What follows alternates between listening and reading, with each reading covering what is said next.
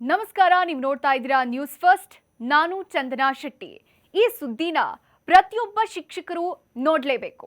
ಯಾಕಂದ್ರೆ ಟೀಚರ್ಸ್ ಹೆರಿಗೆ ರಜೆ ಮುಗಿಸ್ಕೊಂಡು ನಂತರ ತಾವು ಇಚ್ಛೆ ಪಟ್ಟ ಶಾಲೆಯಲ್ಲಿ ಕೆಲಸ ಮಾಡೋ ಆಪರ್ಚುನಿಟಿ ಸಿಗ್ತಾ ಇದೆ. ಅದು ಬರೋಬ್ಬರಿ 5 ವರ್ಷಗಳ ಕಾಲ. ಈ ರೀತಿ ವಿಶೇಷವಾದ ಯೋಜನೆ ಜಾರಿಗೆ ತರೋದಕ್ಕೆ ಪ್ಲಾನ್ ಮಾಡಿಕೊಂಡಿದೆ ಶಿಕ್ಷಣ ಇಲಾಖೆ. ಹೌದು, ಪ್ರತಿಯೊಬ್ಬ ಹೆಣ್ಣು ಮಗಳ ಕತೆ ಇದು. ತಾವು ಇಂಡಿಪೆಂಡೆಂಟ್ ಆಗಿರಬೇಕು ಅಂತ ಆಕೆ ಕೆಲಸಕ್ಕೆ ಹೋಗ್ತಾಳೆ. ಆದ್ರೆ ಆಕೆಗೆ ಮಗು ಆದ್ಮೇಲೆ ಮಗುವಿನ ಲಾಲನೆ ಪಾಲನೆ ಮಾಡೋದಕ್ಕೆ ಸಮಯ ಸಾಕಾಗುವುದಿಲ್ಲ. ಕೆಲಸದ ಒತ್ತಡ, ಜಂಜಾಟ ಇದೇ ಆಗೋಗುತ್ತೆ. ಆದ್ರೆ ಮಗುವಿನ ವಯಸ್ಸು 5 ವರ್ಷ ಪೂರ್ಣಗೊಳ್ಳೋವರೆಗೆ ಅದರ ಲಾಲನೆ ಪಾಲನೆಗೆ ಹೆಚ್ಚಿನ ಸಮಯ ನೀಡಬೇಕಾಗತ್ತೆ.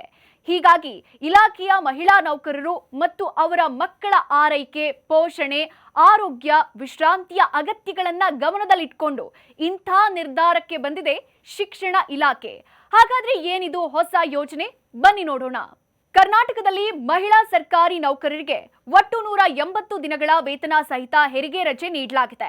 ಈ ಸೌಲಭ್ಯ 2 ಮಕ್ಕಳಿಗೆ ಅನ್ವಯ ಆಗುತ್ತೆ. ಜೊತೆಗೆ 6 ತಿಂಗಳ ಶಿಶುಪಾಲನಾ ರಜೆಯನ್ನ ಸರ್ಕಾರಿ ಉದ್ಯೋಗದಲ್ಲಿದ್ದ ಮಹಿಳೆಯರು ತಮ್ಮ ಮಕ್ಕಳಿಗೆ 18 ವರ್ಷ ತುಂಬೋದ್ರ ಒಳಗೆ ಪಡಿಬಹುದು. ಶಿಕ್ಷಕರು ಹೆರಿಗೆ ರಜೆಯ ಜೊತೆಗೆ ಶಿಶುಪಾಲನಾ ರಜೆಯನ್ನು ಸಂಯೋಜಿಸಿಕೊಂಡು ರಜೆ ತೆಗೆದುಕೊಳ್ಳಬಹುದು.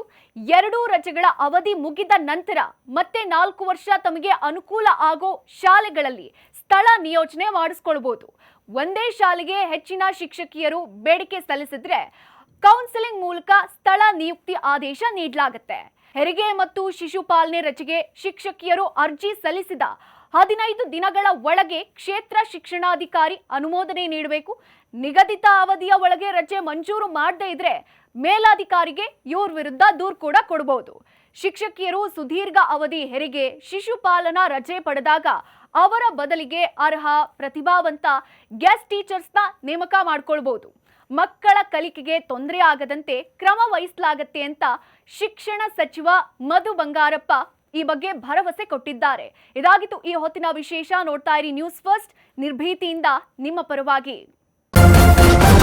ನ್ಯೂಸ್ ಫಸ್ಟ್, ನಿರ್ಭೀತಿಯಿಂದ ನಿಮ್ಮ ಪರವಾಗಿ.